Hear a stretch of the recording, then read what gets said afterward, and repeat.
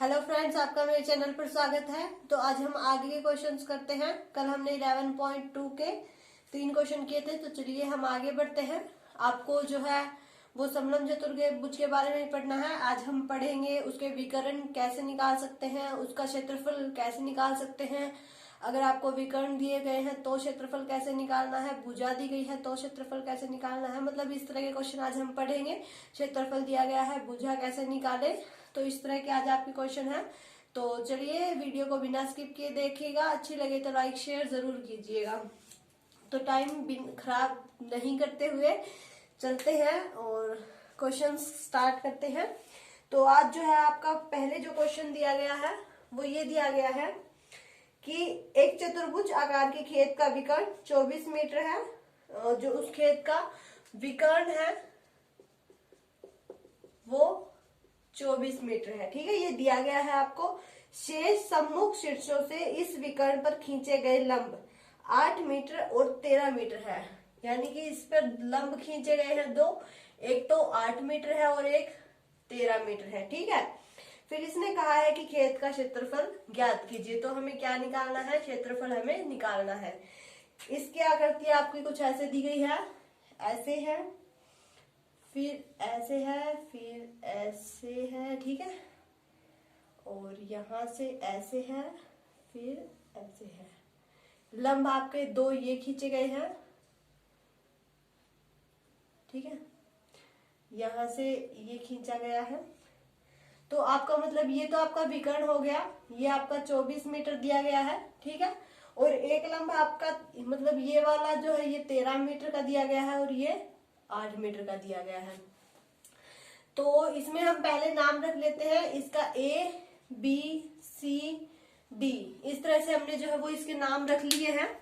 अब हम क्या करेंगे कि हमें इसका क्षेत्रफल निकालना है। अगर हम त्रिभुज ABC का क्षेत्रफल निकाल दें और उसके बाद त्रिभुज ADC का क्षेत्रफल निकाल दें तो क्या है, और इन दोनों को जोड़ दें तो हमारा क्या आ जाएगा, पूरे खेत का जो है वो क्षेत्रफल निकल जाएगा। ठीक है, तो पूरे खेत का क्षेत्रफल निकालने के लिए हमें क्या करना है, पहले त्रिभुज ABC का क्षेत्रफल निकालना है प्लस त्रिभुज ADC का क्षेत्रफल निकालना है। इन दोनों का क्षेत्रफल निकाल लेते हैं, उसे जोड़ देते हैं तो हमारा क्या आ जाएगा, पूरे खेत का क्षेत्रफल हमारा आ जाएगा। ठीक है, अब त्रिभुज ABC का क्षेत्रफल हम कैसे निकालेंगे, आपको ये पता होना चाहिए कि त्रिभुज जो है, त्रिभुज आपको दिया गया है उसका क्षेत्रफल आपको कैसे निकालना है। तो जो त्रिभुज है उसका क्षेत्रफल निकालने के लिए यहाँ आप लिख लीजिए पहले त्रिभुज ABC का क्षेत्रफल 1/2 जो आपकी मतलब ये दी गई है ब्रैकेट चौड़ाई और मल्टीप्लाई में आपकी ऊंचाई, मतलब जितनी आपकी ऊंचाई दी गई है वो और आपकी चौड़ाई B और H। ठीक है, तो इस तरह से आप क्या कर सकते हैं, लिख सकते हैं। ठीक है, मतलब ये जो चौड़ाई दी गई है इसे ब्रेड्थ यानी कि चौड़ाई B और H यानी कि जो आपका ये दिया गया है, तो इसे आप H1 नाम भी दे सकते हैं क्योंकि अभी हमें इसका भी निकालना है तो हम उसका नाम H2 दे देंगे। तो इसी तरह से हम लिखेंगे त्रिभुज ADC का क्षेत्रफल। ठीक है, तो वो लिखेंगे हम 1/2 BH2। H1 और H2 का मतलब अब मैं यहाँ लिख देती हूँ। जो आपकी H1 है वो देखिए त्रिभुज ABC है यानी कि इसकी है, तो H1 आपकी कितनी हो गई, 8 हो गई, और H2 है वो आपकी त्रिभुज ADC में है यानी कितनी हो गई, 13 हो गई। तो इस तरह से आपको देख लेना है कि आपकी H1 H2 क्या है। ठीक है, कंफ्यूज नहीं होना है। तो इस त्रिभुज का क्षेत्रफल निकालने के लिए ये यूज करना है, इसका निकालने के लिए ये यूज करना है, फिर दोनों को जोड़ देना है तो हमारे पूरे खेत का क्षेत्रफल निकल जाएगा। अब दूसरे पुट ही करना है, तो पहले हम त्रिभुज ABC का क्षेत्रफल निकाल लेते हैं।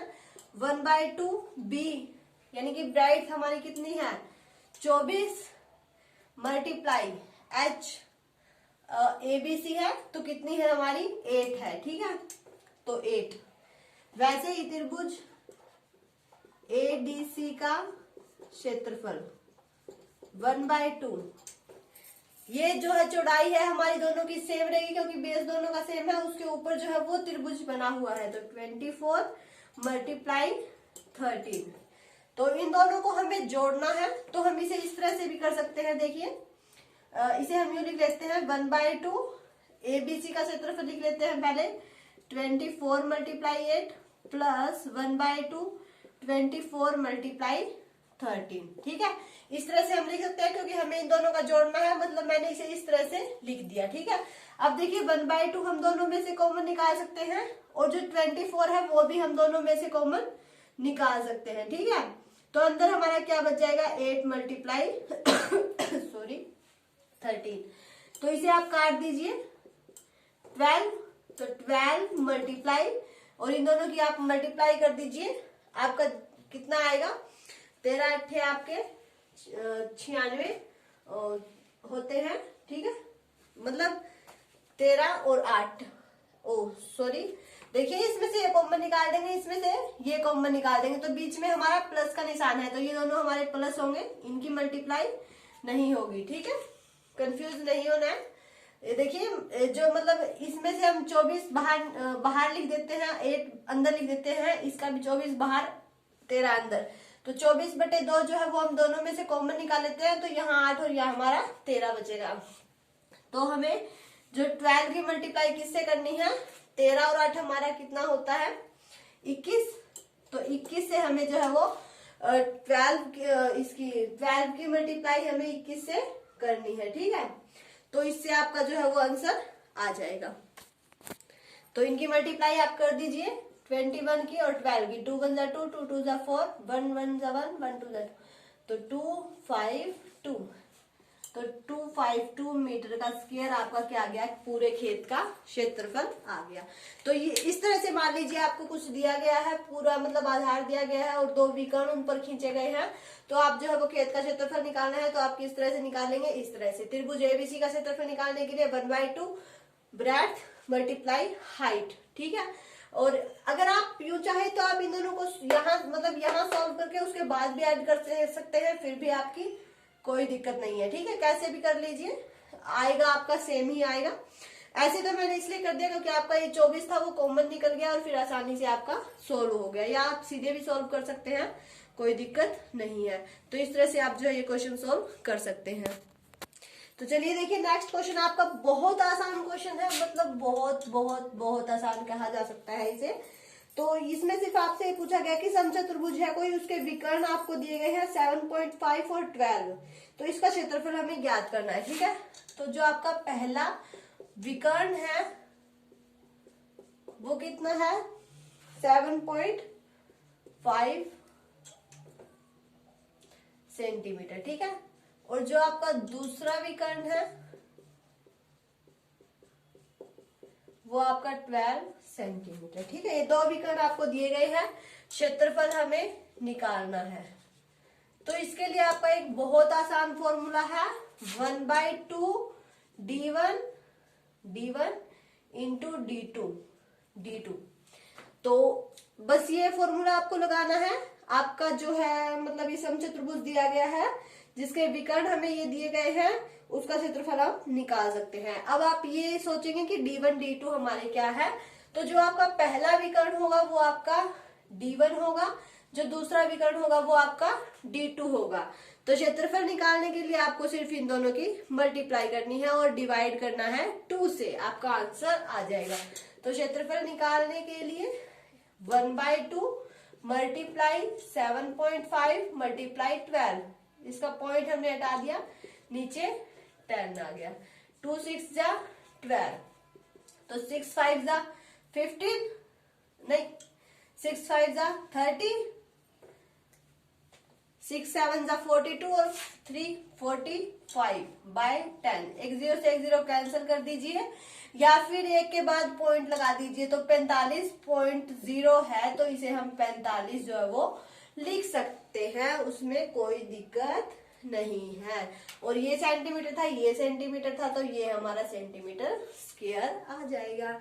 बस यही आपके जो है वो बहुत आसान क्वेश्चन है इस एक्सरसाइज में। इसी तरह के आपके जो है वो क्वेश्चन दिए गए हैं। जैसे आपका नेक्स्ट क्वेश्चन है वो भी इसी तरह का है। उसमें दिया गया है कि एक समचतुर्भुज का क्षेत्रफल हमें ज्ञात करना है जिसकी भुजा हम यहीं पे कर लेते हैं, जिसकी भुजा आपको क्या दी गई है, 6 सेंटीमीटर दी गई है, और आपको उसका शीर्ष लंब दिया गया है, एक शीर्ष लंब दिया गया है 4 सेंटीमीटर। ठीक है, यदि एक विकर्ण की लंबाई, और एक विकर्ण की लंबाई भी दी गई है आपको कितनी, 8 सेंटीमीटर, तो दूसरे विकर्ण की लंबाई जो है वो हमें ज्ञात करनी है। अब देखिए इसमें हमें दो चीजें निकालनी है, एक तो हमें भुजा विकर्ण की लंबाई निकालनी है और एक हमें इसका क्षेत्रफल भी निकालना है। ठीक है, तो समचतुर्भुज का क्षेत्रफल निकालने के लिए हम एक और भी कर सकते हैं, मतलब विकर्ण आपको पता है क्या होगा, मतलब इस तरह से कुछ होगा उनके ऊपर पड़ा हुआ। ठीक है, तो अगर वो समचतुर्भुज है, समचतुर्भुज का क्षेत्रफल जो है वो निकालने के लिए, समचतुर्भुज का क्षेत्रफल हम निकाल सकते हैं आधार गुणा जो आपका ये जो भुजा दी गई है वो है ना, एक मिनट, हाँ, तो जो समचतुर्भुज का हमें क्षेत्रफल निकालना है उसके लिए हम आधार गुणा शीर्ष लंब इन दोनों की मल्टीप्लाई कर देंगे, तो इससे भी हम जो है वो समचतुर्भुज का क्षेत्रफल निकाल सकते हैं। ये भी आपका एक फॉर्मूला होता है। तो आधार आपका कौन सा है, जो आपकी भुजा दी गई, यानी कि ये जो 6 सेंटीमीटर की भुजा दी गई है, फिर इसके ऊपर जो है वो 4 सेंटीमीटर का एक शीर्ष लंब खींचा गया है। तो आपका आधार क्या रहेगा, ये रहेगी जो भुजा आपको दी गई है 6 सेंटीमीटर वाली, ये आपका आधार है, उसके ऊपर आपका एक शीर्ष लंब है, और फिर एक विकर्ण खींचा गया है 8 सेंटीमीटर का। ठीक है, तो आधार आपका क्या है, ये है 6 सेंटीमीटर मल्टीप्लाई 4 सेंटीमीटर, तो 24 सेंटीमीटर स्क्वायर आपका निकल गया समचतुर्भुज का क्षेत्रफल। ठीक है, उसके बाद हमें जो दूसरे विकर्ण की लंबाई निकालनी है, तो देखिए विकर्ण अगर हमें दिए हो तो हम ये फॉर्मूला लगा सकते हैं। अब हमें एक विकर्ण दिया गया है और क्षेत्रफल दिया गया है, तो हम दूसरा विकर्ण इसी फॉर्मूले से निकाल सकते हैं। तो आप इसे यूं लिख दीजिए, क्षेत्रफल is equal to 1/2 d1 d2, ये आपके मल्टीप्लाई में है सारे। तो देखिए क्षेत्रफल आपका कितना दिया गया है, 24 सेंटीमीटर का स्क्वायर। ठीक है, बाद में हम लिख लेंगे, तो 1/2 जो एक विकर्ण दिया गया है आपका वो 8 मल्टीप्लाई में आपका d2, या तो आप इसे इधर ही काट दीजिए या इसे आप वहां ले जाइए। तो देखिए 24 मल्टीप्लाई 2, और ये आपका मल्टीप्लाई में है तो आपका आ जाएगा डिवाइड में, इज इक्वल टू d2। तो इसे सोल्व कर दीजिए, 2 4 जा 8, 4 6 जा, तो आपका जो d2 है वो इक्वल आ जाएगा 6 सेंटीमीटर के, यानी कि जो आपका जो दूसरा विकर्ण होगा उसकी लंबाई आपकी 6 सेंटीमीटर होगी। ठीक है, तो देखिए इस एक फॉर्मूले से आप क्या क्या निकाल सकते हैं, अगर क्षेत्रफल निकालना हो और दो विकर्ण दिए गए हैं तो आप क्षेत्रफल निकाल सकते हैं, यदि एक विकर्ण और क्षेत्रफल दिया गया है तो आप दूसरे विकर्ण की लंबाई निकाल सकते हैं। अगर आपको आधार और शीर्षलंब दिया गया है तो उससे आप समचतुर्भुज का क्षेत्रफल निकाल सकते हैं। तो इस तरह से आप जो है वो एक ही फॉर्मूले से 2 से 3 तरह के क्वेश्चन जो है वो सोल्व कर सकते हैं। तो चलिए नेक्स्ट क्वेश्चन करते हैं, उसमें आपके थोड़ा सा अलग है वो, उसमें आपका मतलब टाइलों की मतलब पैसे भी बताने हैं हम साथ में। तो ये आपका दिया गया है, किसी भवन के फर्श में समचतुर्भुज के आकार की 3000 टाइलें हैं, इनमें से प्रत्येक के विकर्ण, यानी कि आपके विकर्ण यानी कि d1 और d2 आपके दिए गए हैं, क्या क्या है, 45 सेंटीमीटर और 30 सेंटीमीटर। डी आपको पता है क्या होते हैं, आपके विकर्ण होते हैं। अब 2 दिए गए हैं तो d1 और d2 मैंने उनके नाम रख दिए। ठीक है, फिर इसने कहा कि 4 रुपए प्रति वर्ग मीटर की दर से इस फर्श को पॉलिश करने का व्यय ज्ञात कीजिए, वो हम बाद में करेंगे। पहले देखिए आपको 2 विकर्ण दिए गए हैं, तो हम उस फर्श का जो है वो क्षेत्रफल निकाल सकते हैं कि हमारा कितना आएगा। तो क्षेत्रफल निकालने के लिए हम क्या करेंगे, 1/2 d1 इंटू d2, तो 1/2 d1 आपका 45 मल्टीप्लाई 30, तो ये कैंसिल हो जाएगा, इन दोनों की आप मल्टीप्लाई कर दीजिए, 45 की 15 के साथ, 5 5 जा 25, 5 4 जा 20 और 1 5 5 1 4, तो ये आपका आ गया 675, ठीक है, सेंटीमीटर का स्क्वायर। तो ये तो आ गया आपका क्षेत्रफल फर्श का, जिसके विकर्ण जो है वो ये थे, तो हमने उसका क्षेत्रफल निकाल दिया। अब देखिए एक टाइल जो है, एक टाइल 3000 टाइलें हैं टोटल, तो हमें पता लग गया कि जो एक टाइल है उसका आकार क्या है। ठीक है, एक टाइल का आप यहाँ आकार लिख सकते हैं, तो वो कितना है 675 सेंटीमीटर। और 3000 टाइलें हैं तो उनका कितना होगा 675 मल्टीप्लाई 3000। ठीक है, ये आपका आ गया 675 मल्टीप्लाई 3000। तो जब आप इसकी जो है वो मल्टीप्लाई करेंगे तो आपका आ जाएगा ये 20,25,000 आ जाएगा आपका, कि 3000 टाइलों के मतलब 3000 टाइलें लगेगी, तो आपकी जो जगह है वो कितनी है, वो इतनी सेंटीमीटर की आपकी स्क्वायर है। अब हमें जो है वो देखिए स्क्वायर है, अब हमें इसे मीटर स्क्वायर में चेंज करना है, तो हम जो है वो इसे 10,000, अगर मीटर में करना होता तो 1000 से करते, लेकिन हमें इसे सेंटीमीटर स्क्वायर से मीटर स्क्वायर में चेंज करना है, तो हम इसे 10,000 से डिवाइड कर देंगे, तो हमारा 202.5 हजार मीटर स्क्वायर आपका आ जाएगा। ठीक है, पॉइंट के बाद 0 जरूरी नहीं होती, अगर आप लगाना चाहिए तो लगा सकते हैं, नहीं तो कोई भी जरूरी नहीं है। ठीक है, तो इतना सॉल्व हो गया। एक टाइल का आकार हमने देख लिया, फिर हमने ये भी देख लिया कि 3000 टाइल की इतनी के लिए हमें कितना जो है वो लगाना पड़ेगा। ठीक है, अब बात रहेगी हमारी पैसे की। तो इसने कहा है कि 4 रुपए प्रति वर्ग मीटर की दर से, यानी कि 1 वर्ग मीटर, अगर हम 1 वर्ग मीटर में टाइलें लगाते हैं तो उसके हमारे 4 रुपए लगेंगे। तो अब हमें इतनी में लगानी है, इतनी वर्ग मीटर में, कितनी में 202.50 वर्ग मीटर में हमें टाइलें लगानी है, तो हम इसकी जो है वो 2 से मल्टीप्लाई कर देंगे, तो हमारे जो है वो पैसे आ जाएंगे कि हमारे कितने रुपए लगेंगे। तो इसकी मल्टीप्लाई करने से पहले मैं इसका पॉइंट हटा देती हूँ, नीचे मैंने 100 कर दिया, तो अब 202 की 50 की 4 के साथ मल्टीप्लाई, 400 4 5 20, 4 2 8 और 2 10, 400 4 2 8। ठीक है, ये आपका आ गया कितना 81,000। तो बाय में हमारा 100 है, 20 से 20 कैंसिल, यानी कि 810 रुपए आपके आ गए। ठीक है, अब आप समझ गए।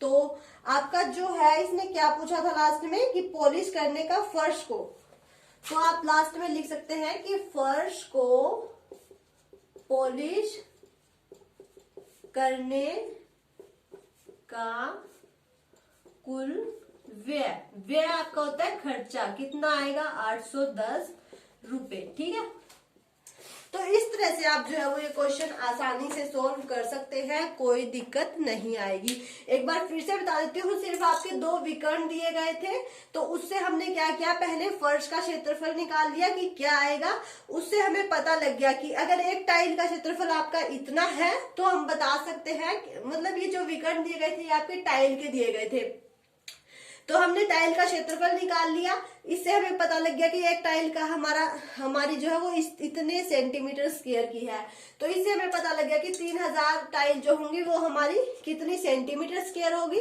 फिर उसे मीटर स्क्वायर में चेंज करने के लिए हमने इसे 10,000 से डिवाइड कर दिया। देखिए अगर मीटर में करना होता तो हम 1000 से करते, मीटर स्क्वायर में करना है इसीलिए 10,000 से किया। ठीक है, तो ये हमारा आ गया मीटर स्क्वायर में। फिर इसने एक क्वेश्चन और पूछा था कि अगर 1 वर्ग मीटर के हमारे 4 रुपए लगते हैं, तो जितनी मतलब हमें लगानी है मीटर की, वर्ग मीटर की, तो उनमें हमारा खर्चा कितना आएगा टोटल।